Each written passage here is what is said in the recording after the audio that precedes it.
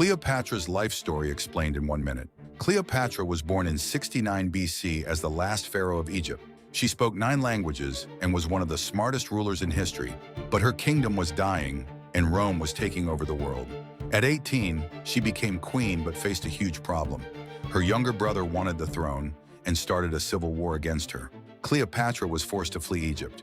She knew she needed help from Rome's most powerful man, Julius Caesar. When she met him, she used her intelligence and charm to win him over. Together, they defeated her brother and she regained her throne. After Caesar was murdered, Cleopatra seduced Mark Antony, Rome's new leader. They fell in love and had 3 children together, but their enemies in Rome declared war on them. At the Battle of Actium, their forces were crushed.